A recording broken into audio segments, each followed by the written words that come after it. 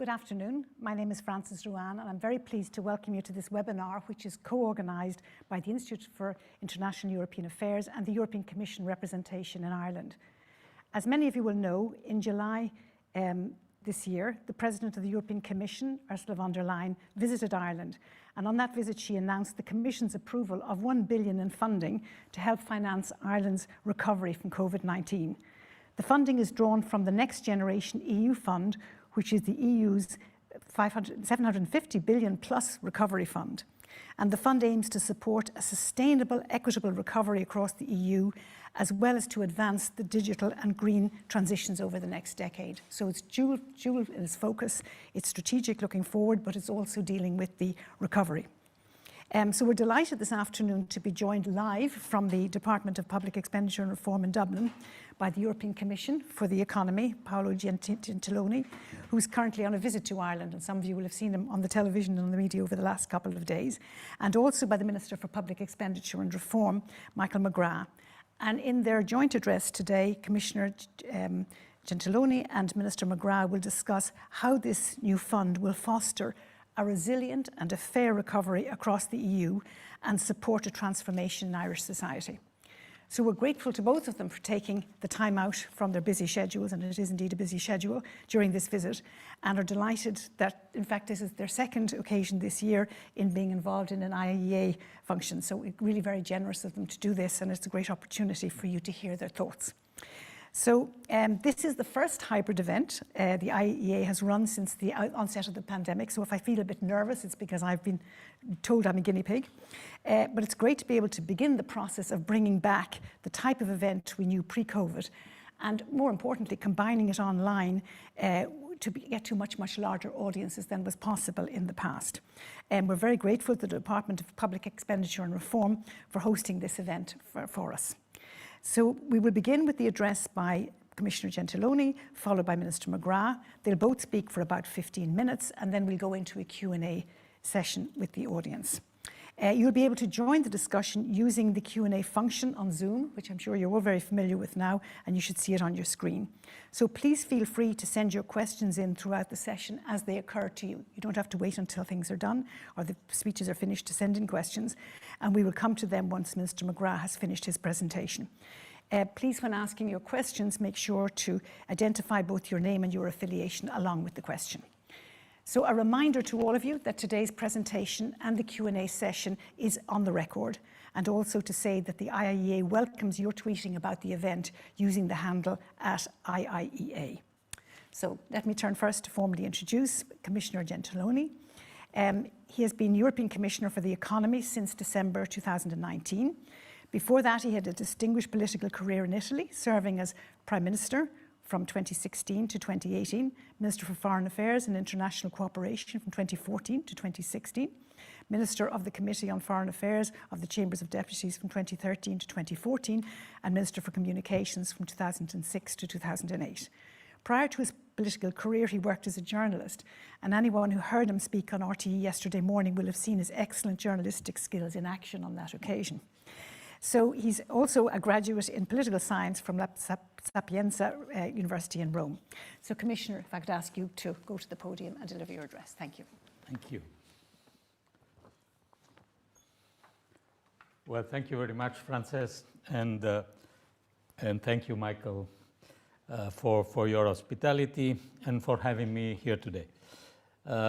This is my first bilateral visit to a member state since the start of the pandemic, and it's important, the fact that we can finally have these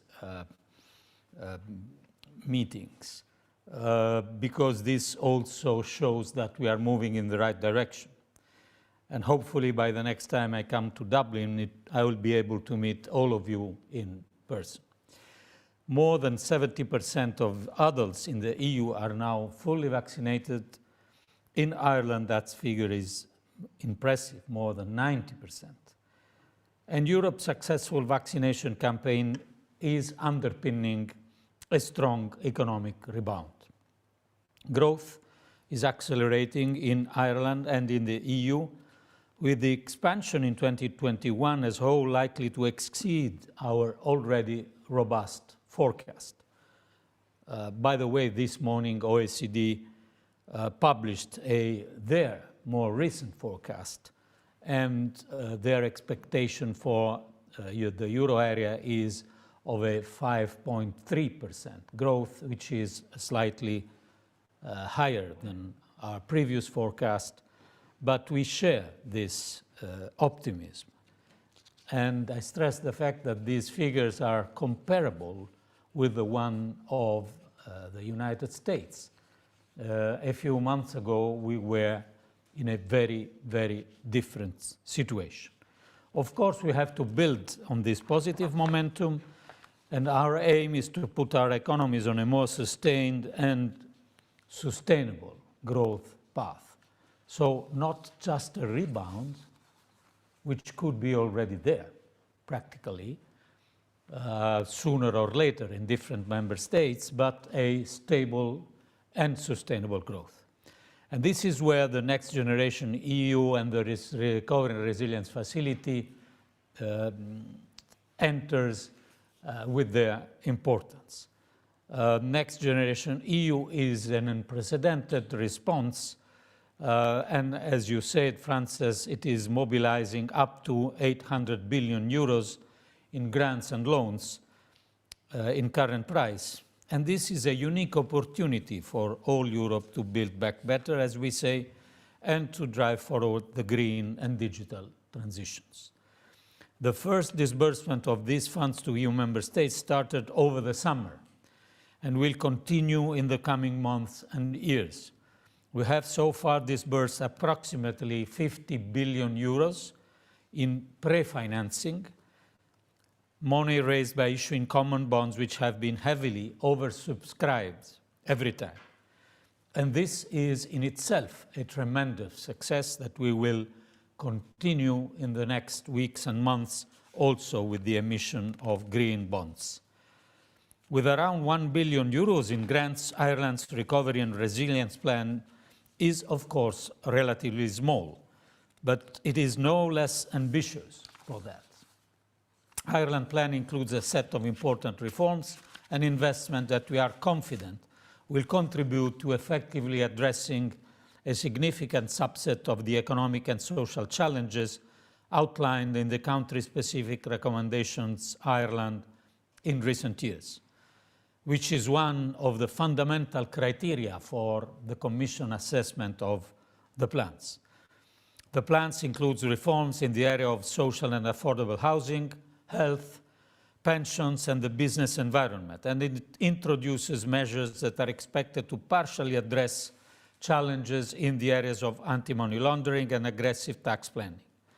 The plan includes investments to stimulate research and innovation, promote private investment, as well as targeted measures to develop skills and support employment. Most importantly, I think Ireland plan devotes 42% of the total allocation to measures to support climate objectives, while 32% of its total allocation is for measures that support the digital transition.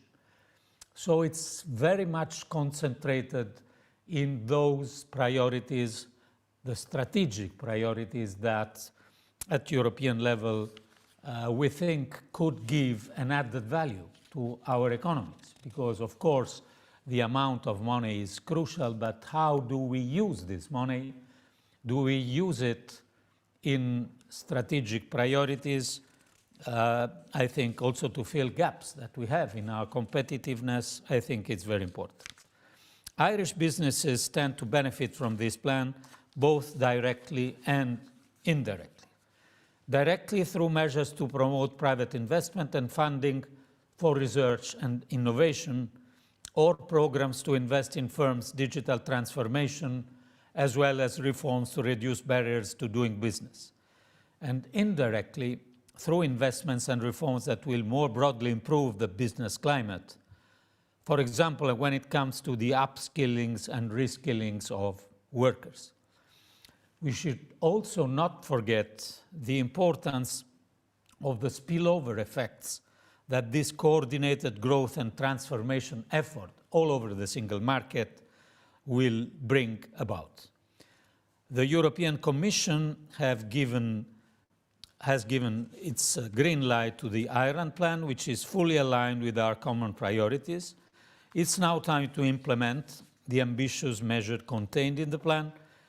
As I believe you say, and we say the same in my country, a good start is half of the work. So our priority over the coming months and years will be to make sure that these plans are implemented in full, especially in the countries that are receiving larger amount of money, but in each and every member states.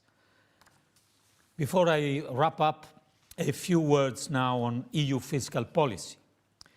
Europe's response to the economic shock caused by COVID-19 could scarcely have been more different to what happened during the previous crisis, which hit Ireland so hard. This time, an unprecedented shock was met with a swift, strong, and coordinated common response from the EU institutions.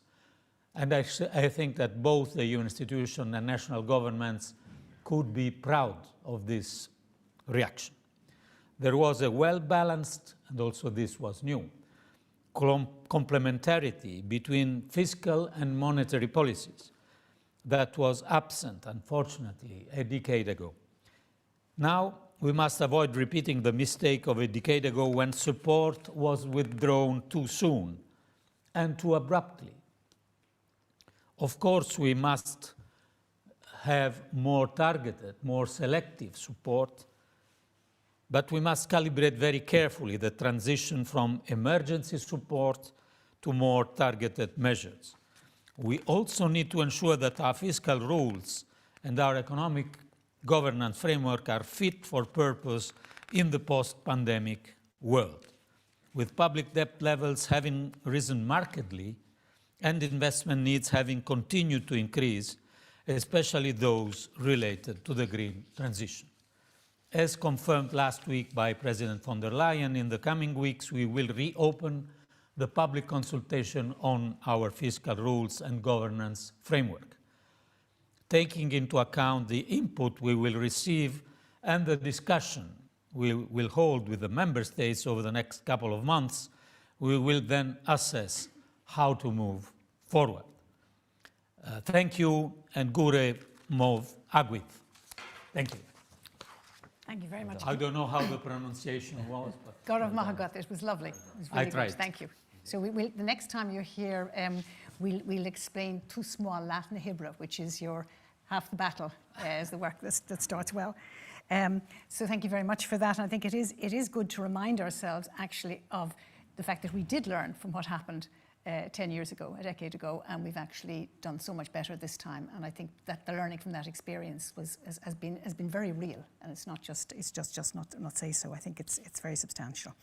So I'd like next to welcome Minister Michael McGrath, who is the Minister for Public Expenditure and Reform, and he's TD for Cork South Central. He was first elected to the Dáil Éireann in 2007 and has been re-elected in every election since then. And to those of you familiar with Irish politics will know that that's no mean achievement. In his time in the Dáil, he has served as opposition finance spokesperson and on a number of Oireachtas committees. As minister since 2020, he oversees close to 90 billion of government spending, which will of course be related to the spending coming from the EU, the implementation of the National Development Plan, and also the Programme for Public Service Reform. So it's a very broad mandate that he covers out in this role. So Minister, over to you to address us. Thank you. Frances, thank you very much for the kind introduction. Commissioner Gentiloni, you're very welcome. And I am genuinely very pleased to take part in this event this afternoon and to welcome you all virtually, at least, to the Whittaker Room here in Merrion Street. And I do want to thank the IIEA and the Commission representation in Dublin, and indeed the staff in my own department for all of the work that they have put in to make this event here today a reality. And I am particularly pleased to welcome Commissioner Gentiloni to Dublin and here to the Department of Public Expenditure and Reform to discuss Ireland's National Recovery and Resilience Plan. T.K. Whittaker, whose portrait hangs in the wall here in this room, was of course a pioneer of economic development at a time of great economic challenge for Ireland, and we are all still inspired by him. The last 18 months have seen Ireland, Europe and the world face an extraordinary challenge, namely the COVID-19 pandemic, and requiring an extraordinary response at a national as well as an international level. At a national level, the 2020 Programme for Government set out the ambition and the actions required to meet this challenge and to repair the damage that had been inflicted by the pandemic. And in many ways, the pandemic has acted as a catalyst for enabling future change and allowing Ireland to build back society and the economy in a manner that is sustainable. As our successful vaccination programme allows us progressively to reopen the economy, the government's economic recovery plan has set out how we will support the full resumption of economic activity and to help people to get back to work. And we are making very substantial progress in that regard. Allied with the National Development Plan and building on the extensive supports the government has put in place since the start of the pandemic, the Economic Recovery Plan sets out a new phase of supports, investment and policies for a new stage of economic recovery and renewal.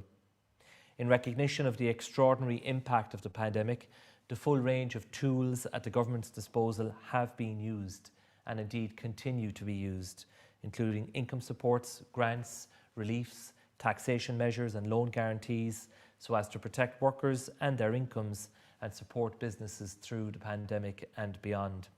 Meanwhile, at a European level, the €800 billion Next Generation EU recovery package represents an unprecedented response by the European Union to the global pandemic. It represents Europe's shared response to the public health and economic and social crises caused by COVID. Next Generation EU is an ambitious and common recovery package that will complement and support each member state's own national response to the crisis.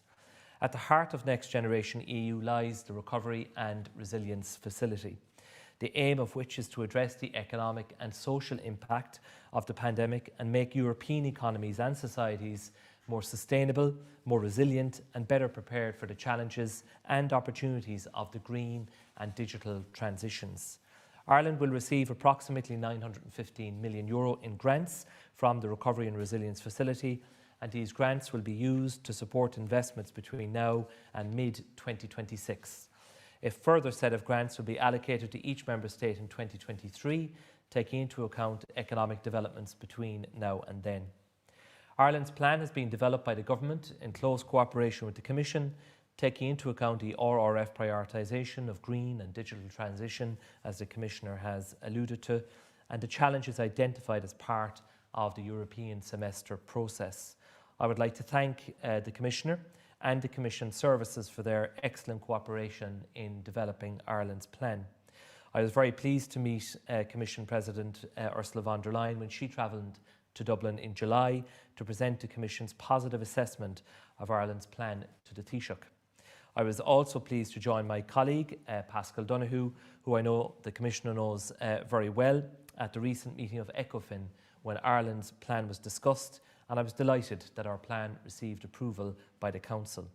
The overall objective of Ireland's National Recovery and Resilience Plan is to contribute to a sustainable, equitable, green and digital recovery in a manner that complements and supports the government's broader recovery effort.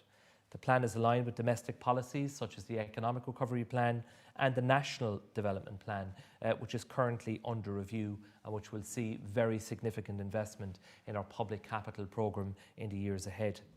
Consistent with the NRRP, the priorities for the NDP include reform, sustainability, regional development, innovation, skills and climate action. Ireland's plan is based on 25 investment projects and reform measures spanning 3 core priority areas addressing green and digital transition, along with social and economic recovery and job creation. Each priority contains a set of impactful and reinforcing investments and reforms. Let me turn first to advancing the green transition. The next number of years are critical if Ireland is to address the climate and biodiversity crisis that threatens the safe future of our planet. Ireland's ambition is to more than halve carbon emissions over the course of this decade. This will be very challenging and will require fundamental changes in so many aspects of Irish life, but the measures contained in this plan and other key domestic plans like the National Development Plan and the Climate Action Plan will help us rise to this challenge. Reflecting our strong national commitment to addressing the climate and biodiversity crisis, the NRRP sees a significant allocation being made to supporting investments addressing the green transition. As detailed in our programme for government, we are committed to a 51% in overall greenhouse gas emissions from 2021 to 2030 compared to 2018 levels, and to carbon neutrality by 2050 at the latest. Ireland recognises the importance of front-loading these required investments, as many of the changes started in the 2021 to 25 period will only lead to reductions later on in the decade. Ireland is lagging behind, however, compared to other EU member states in tackling decarbonisation.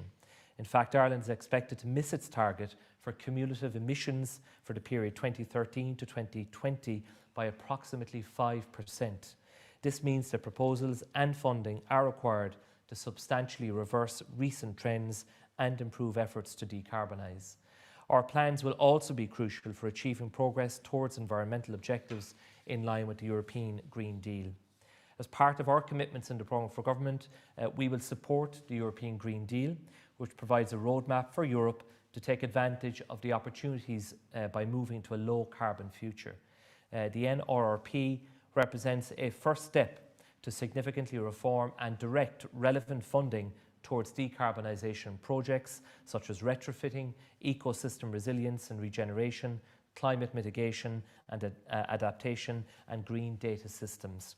The measures contained in our plan and in other key domestic plans will help us to rise to this challenge. Reflecting the importance of the digital transition for Ireland and Europe in the coming decade, support for Irish businesses and our citizens to adapt to and indeed to reap the benefits from digitalisation will be central to our National Recovery and Resilience Plan. That is why accelerating and expanding digital reforms and transformation is one of the 3 priorities in our plan. Our ambition is to provide a better experience for citizens and businesses interacting with government, and is important to continue and accelerate the reform agenda through improvements in the way government systems operate. Achieving this requires digital transformation of government, redesigning and rebuilding government processes and services, if necessary, across organisations, and using digitalisation and data to provide an integrated experience for our citizens, businesses and our policy makers. Having a user-centred focus on the design and delivery of public services underpinned by exemplary identity and data infrastructures will be a key driver of reforms. The benefits of the digital transformation of public services to both individuals and businesses are well established. These range from efficiency, transparency, trust and accessibility through to funds being released for expenditure on improving existing and future services. Realising the potential of digital also requires promoting awareness of the possibilities of digital and strengthening digital skills within organisations and across sectors. Through this approach, we will scale innovation to enable system-wide transformation and reform. Policies and interventions that advance the digital transformation can also be catalysts for wider recovery, growth and increased competitiveness. Having invested in underlying infrastructure such as the National Broadband Plan, we need to drive adoption and maximise return on that investment while also driving the reform agenda. For the past number of years, Ireland has striven to improve digital connectivity across urban and rural settings, to integrate digital services as part of the reform and the transformation of the public service, and to promote the benefits of digital transformation across Irish businesses. The digitalisation of our public service is particularly key given the challenges presented by COVID, with the need for remote working, remote transfer of confidential information, and a reduction in gatherings and face-to-face consultations. Digital interactions are also less time-consuming for people and reduce the administrative burden on both the public sector and companies, which can help support business as economies recover from the effects of COVID.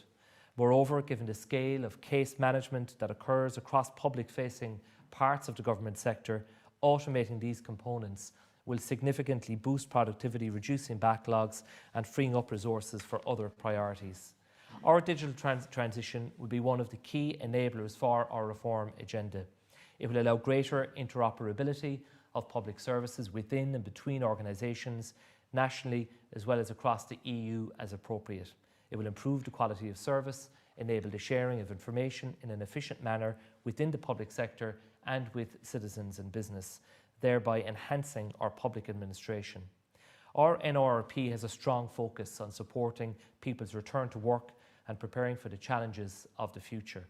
This is reflected in our third priority, social and economic recovery and job creation.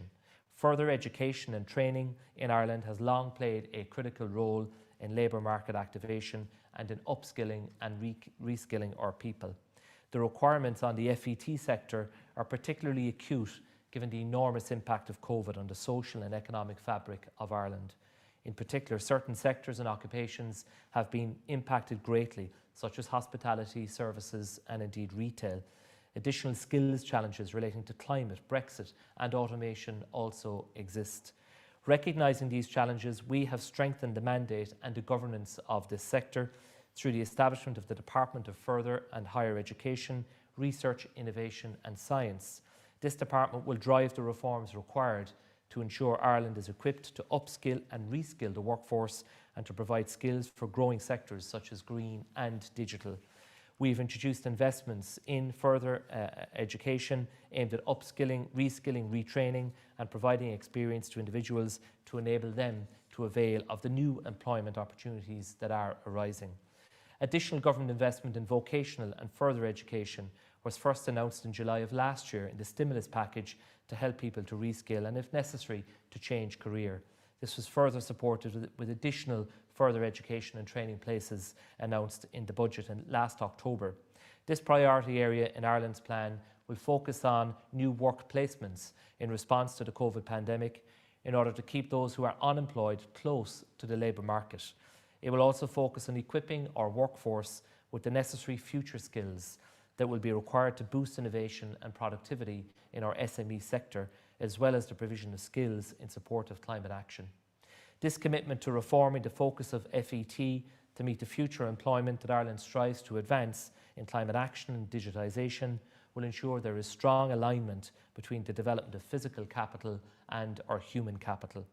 Ireland recognises the critical role that NextGenerationEU and the Recovery and Resilience Facility will play in helping to repair the immediate economic and social damage brought by the pandemic. But more than that, they will enable us to move beyond the pandemic and rebuild the European economy. For Ireland, as a successful, open and global economy at the heart of the EU, this is fundamental to our future interests. And I would like again to thank the Commissioner and his team for their outstanding cooperation in developing our plan. And now we move to the next phase, which is one of implementation. And this phase will be led by myself and my own department in close cooperation with Minister Donoghue and the Department of Finance. And I look forward to continuing, no doubt, with good cooperation with the Commissioner and his team during this critical phase. Thank you very much. Thank you, Minister. It's a huge agenda, and it's great to see the word alignment being used so often, because very often, Commissioner, we've had policies in Ireland which have been very good enough themselves, but actually they haven't aligned across the base. And one of the things of having a national development plan is we're more aware of the need and the importance of actually doing that. So I think this is a really great strength. So could I just remind the audience that if you have questions, to please send them in through the function on Zoom, and we'll come to them as we go forward. But I'm going to start with the question actually to you, Minister, for a moment, and you'll know why I'm asking it, because it's very current, and as you'd expect, we always like to deal with the current. In the past 24 hours, we've seen some significant developments in relation to the future of Ireland's corporate tax strategy. Early yesterday, the American Chamber of Commerce, which represents key multinationals in Ireland, came out with the view that, they really changed their position in relation to 12.5% and really urged Ireland to be part of the global tax deal and not, as they had done earlier, to stick to what they had wanted previously. And the issue there, I think, is around giving certainty to multinationals. And I think one of the things that a lot of Irish people don't realise is just how important certainty in policy making has been in Ireland over 50 years. So of course we're slow to change, but when we change, we want to give certainty and let everybody know where we're going. It's a very important part of our strategy.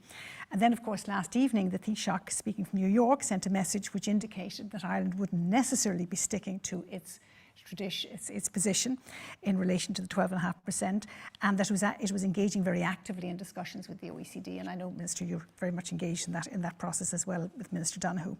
So I guess my question really to you is, what impact do you see the Taoiseach statements as having on the timeline for discussions of these issues?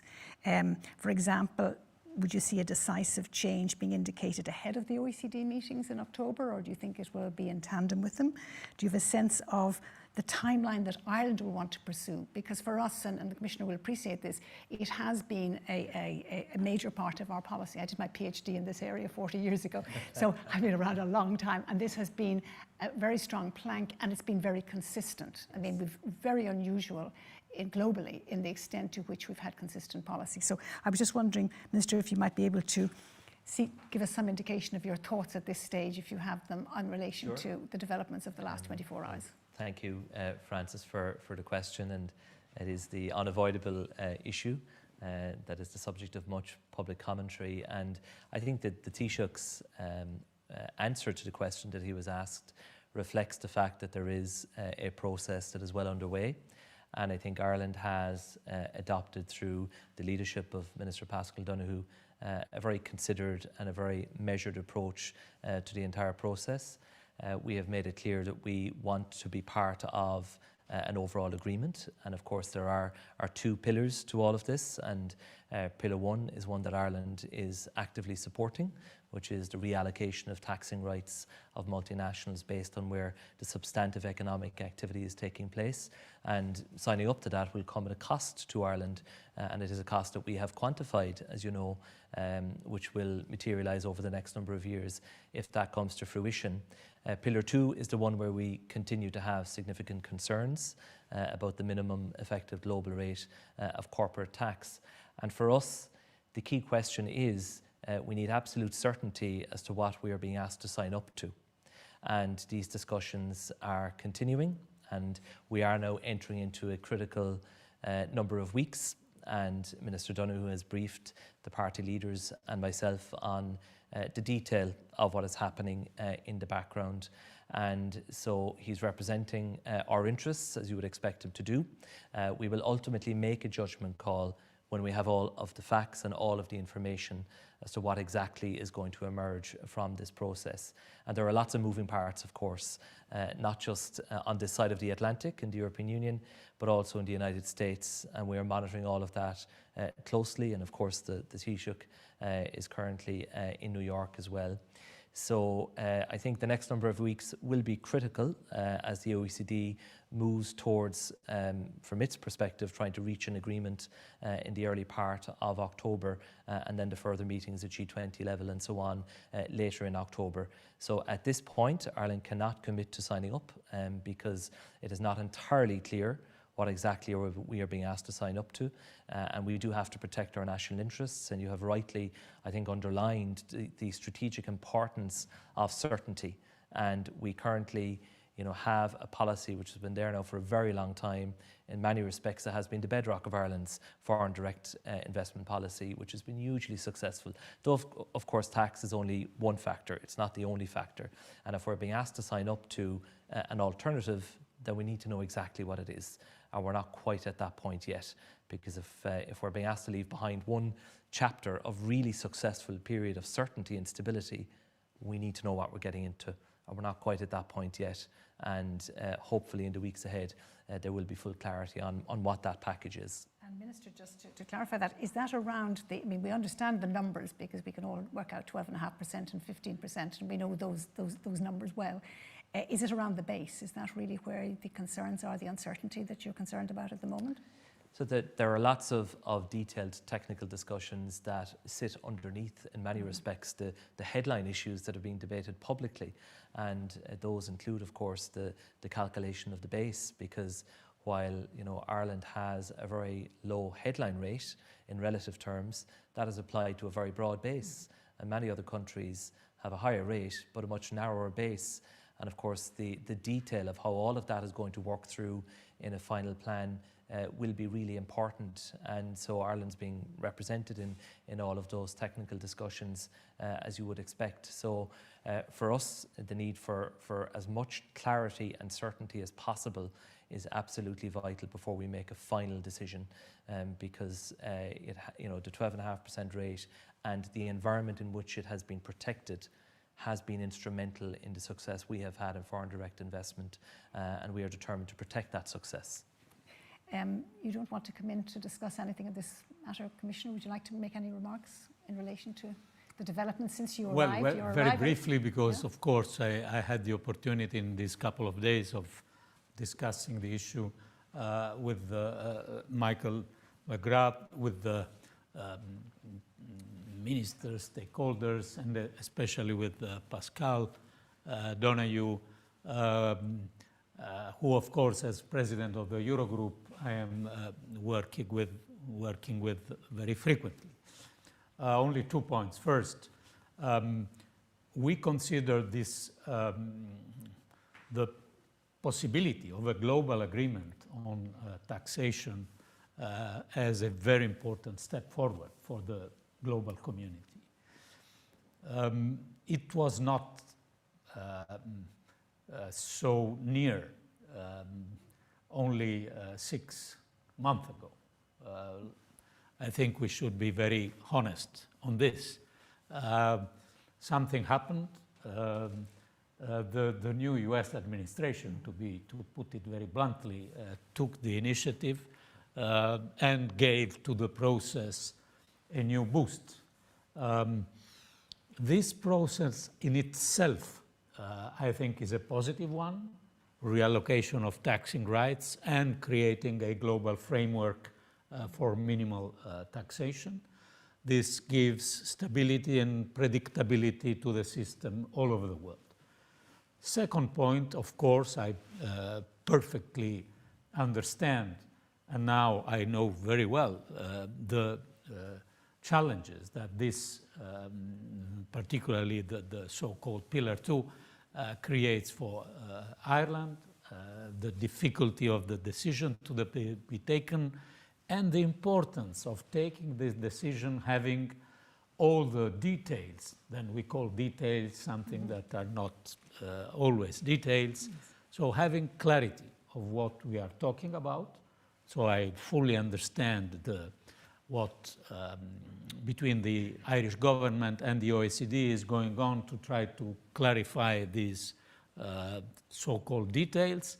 And then we will have, as European Union, the task to transpose this OECD agreement, not a different thing, but this OECD agreement in the EU legislation. And this will be our task, but we need, of course, the agreement of all member states. And this is the reason why also we are very interested on this process, respecting the importance of the process. As Pascal always repeat, we are in the process, we are not yet in the agreement. And this is what the situation is. I hope that in the next period we can have a new step forward, but this is to the Irish government to decide and not to the Commission, of course. I just think it was an interesting development for Ireland that the multinationals really have now looked to get certainty. And I think that actually, is enormously helpful probably from an Ireland's perspective, because that voice had been very strong on the other side for a very long period. So I think that development is helpful to getting, sort of onboarding these ideas. Commissioner, there's a question into you from Kevin Callan, who's the General Secretary of Forsa, which is one of our big unions. And he asked the following: would Commissioner Gentiloni agree that the review of EU economic governance mentioned by President van der Leyen last week will need to result in more flexibility for countries like Ireland to permit borrowing at favourable conditions for investment in the infrastructure and public services necessary to achieve social cohesion, and for measures that will support competitiveness, allowing the economy to reach its potential? Well, to put it shortly, my answer is yes. To make it a little bit more articulate, I would say that this is will be for sure one of the main work stream in this discussion of our fiscal rules.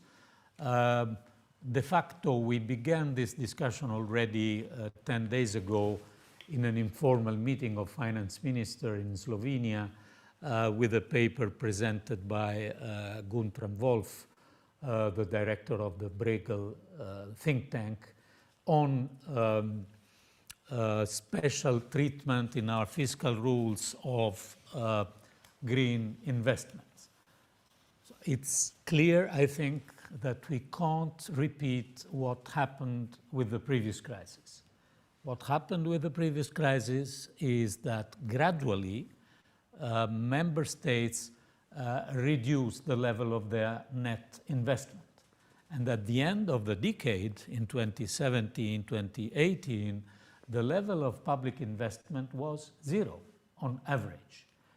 If we take this and all the commitment that we have in the transitions, and Michael was referring before to the green transition, what this means, well, here, of course, we need mostly private investment, but also a substantial amount of public investment.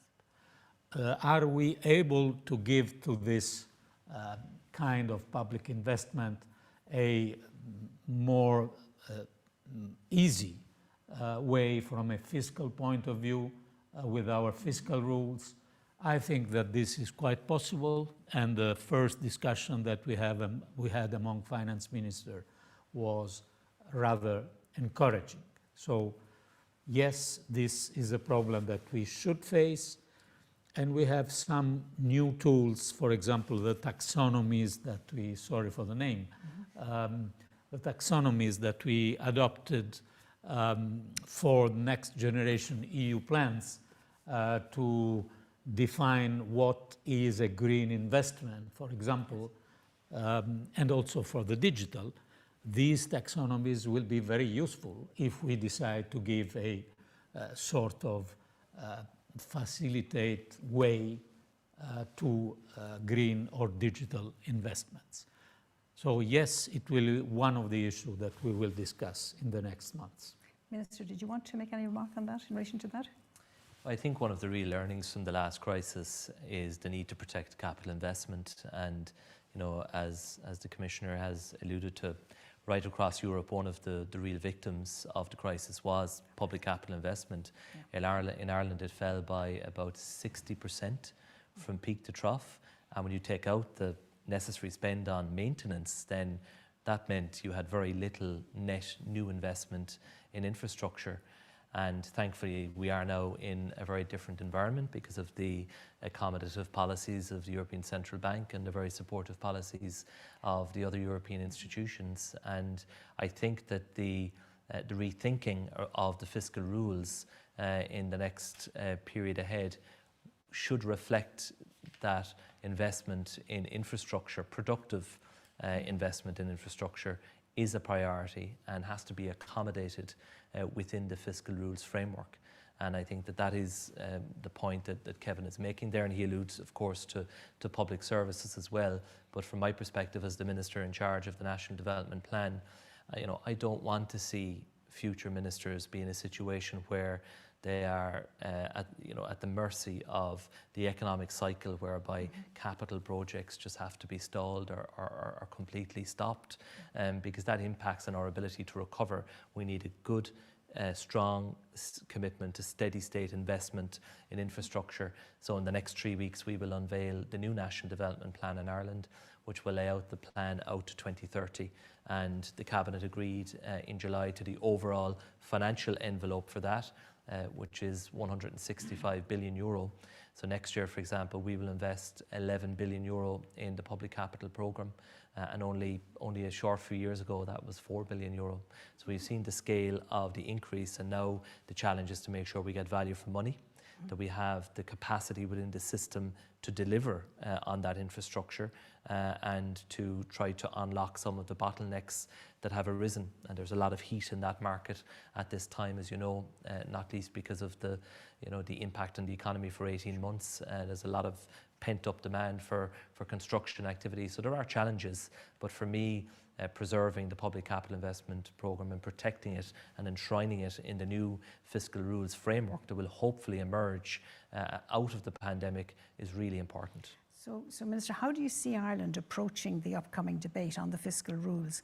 I don't know whether you saw that, the view expressed in the letter signed by 8 finance ministers who were looking to sort of draw a distinction, a deactivation, if you like, of the general escape clause and reform of the stability and growth path, that these should not be linked. Do you think that that's an issue that Ireland would for Ireland?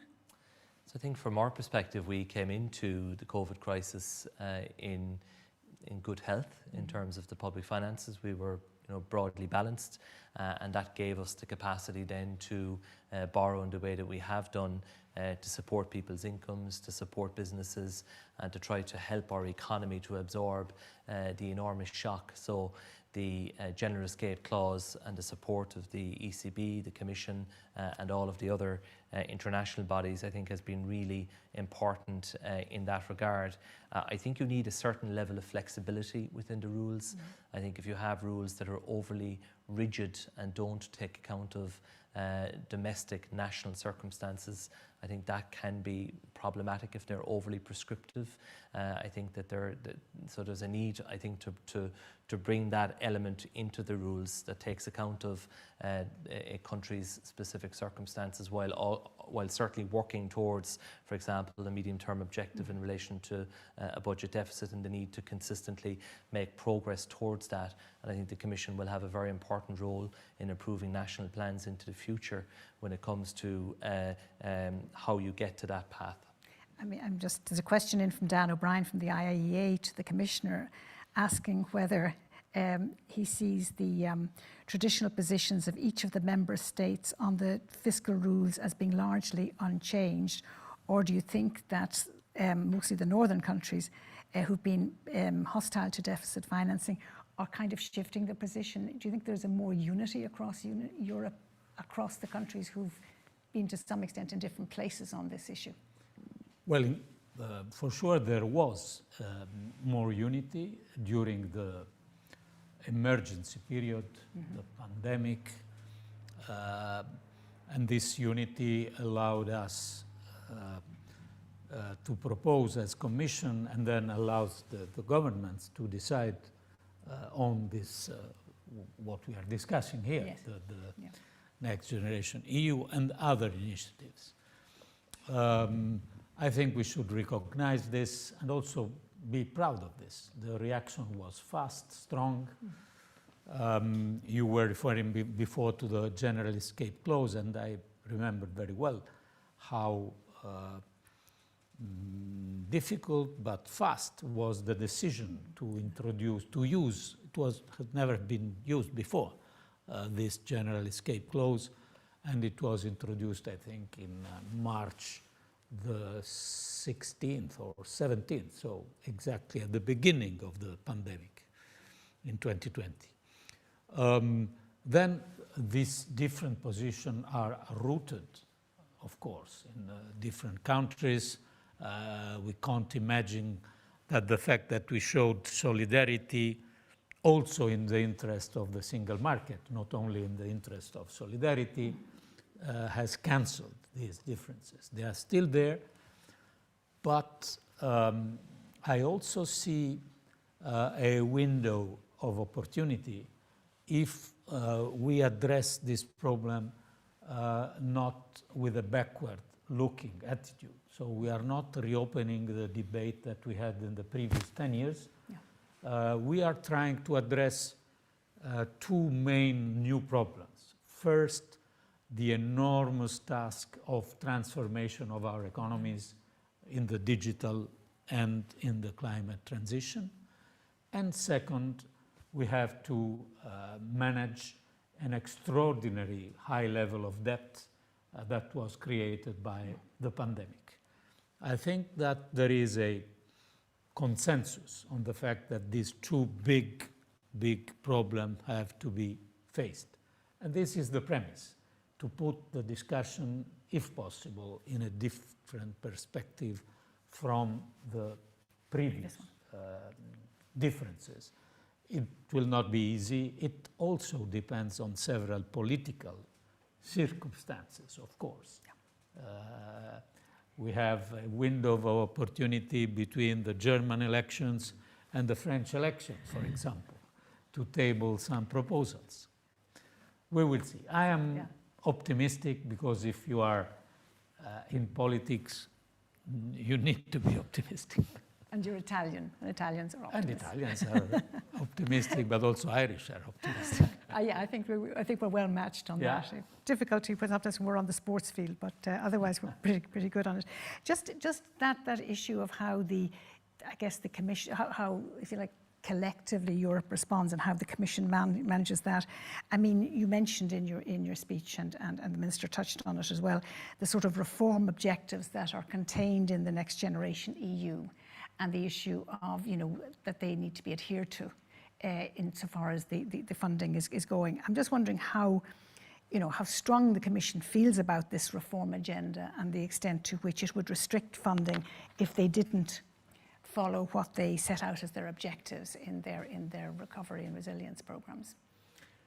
Well, in general, I think the awareness should be of the extraordinary opportunity that we have, which is not only an opportunity of going out of the emergency.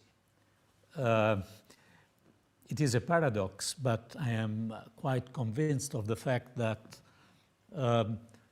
the long time that was necessary to take the decision, because we proposed this Next Generation EU in May 2020, the Commission, and then the first money is arrived in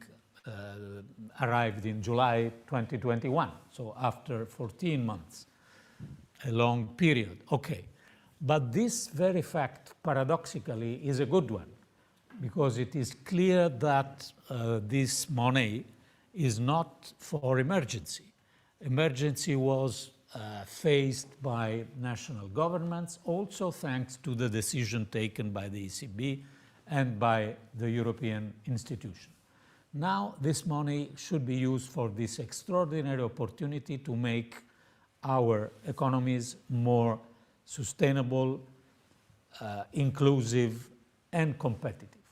It's now or never. I don't think that our generation will have another opportunity. Well, not my generation, but maybe also Michael's generation will not have such an important opportunity to make this progress.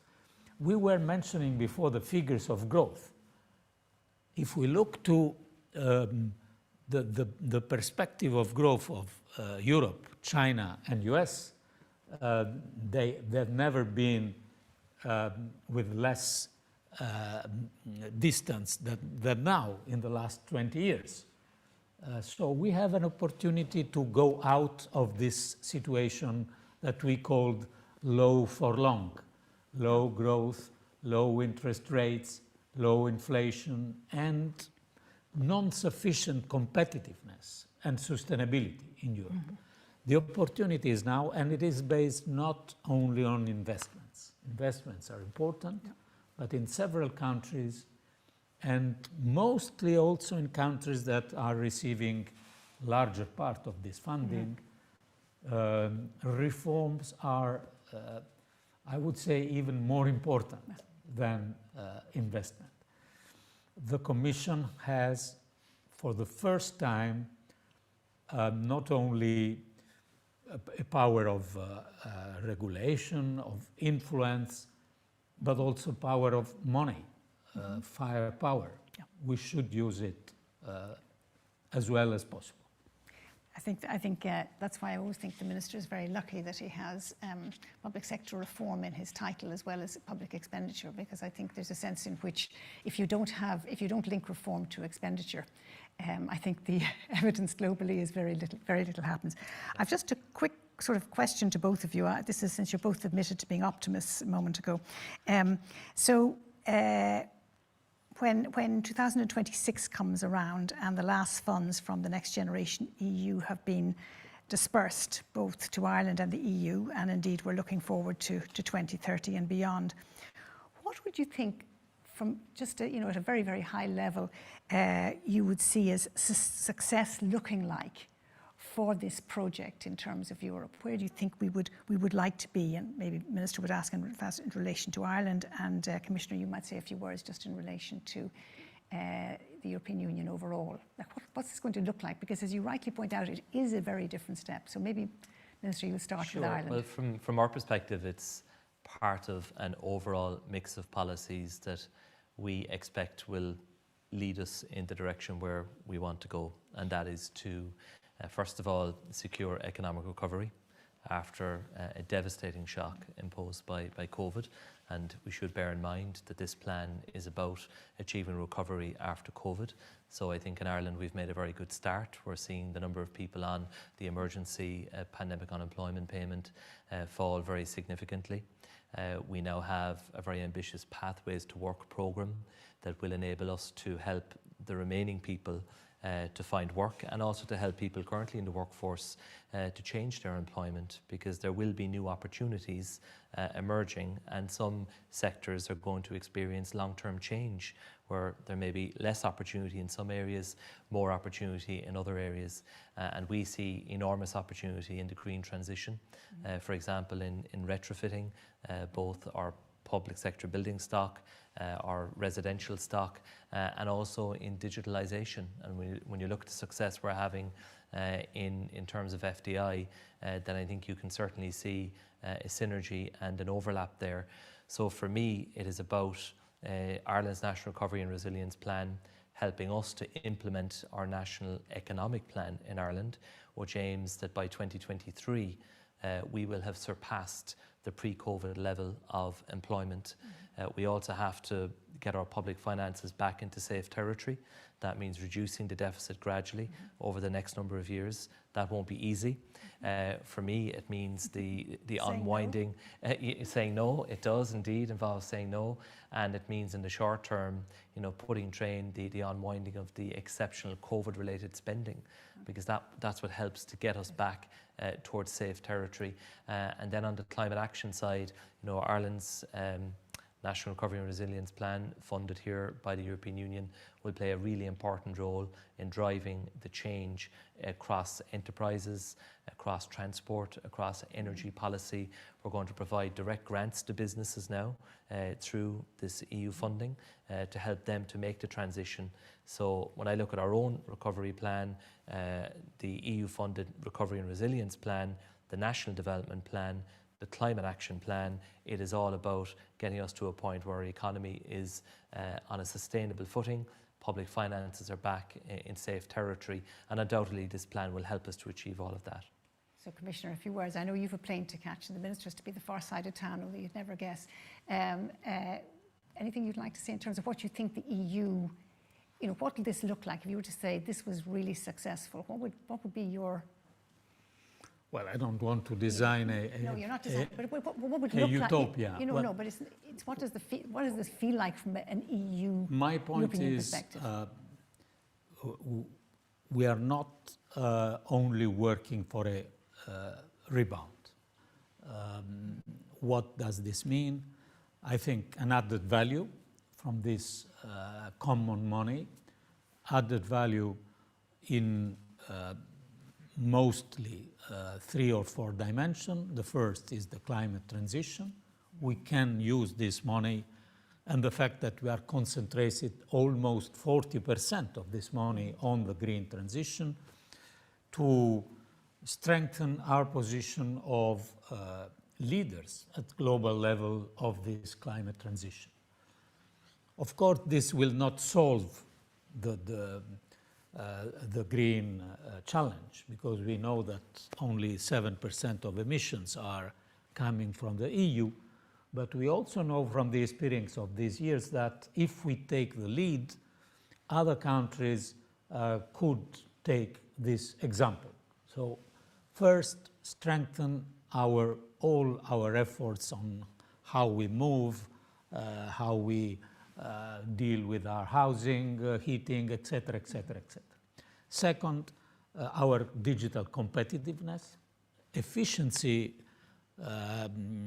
digital divide, but also global competitiveness. We are lagging behind from this point of view. And we have several projects, cross-border projects, unifying forces among member states to create the critical mass to be competitive in the digital arena. And thirdly, to have this lesson learned also of the necessity during this crisis to have social inclusiveness, good functioning of healthcare systems. So this kind of Europe leading the green transition, more competitive on the digital future, and with a stronger social dimension is possible with this kind of common investments if they are targeted and if they are linked to reform. If this works, we will have higher growth.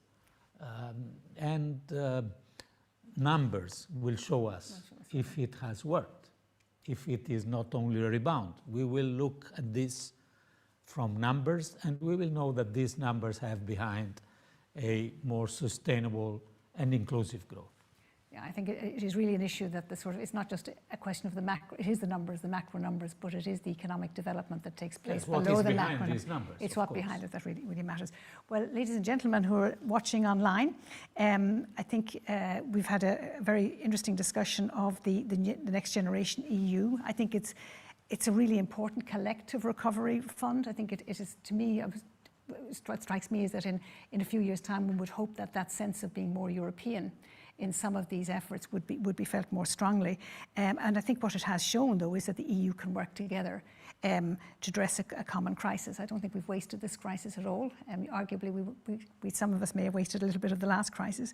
But we deal with the crisis and then support the long-term objectives for the European Union. And I want to thank you, Minister and Commissioner, for your time today. And could I just say to those of you who are watching in, if you have friends or colleagues who are not able to attend online today, that you can let them know that the webinar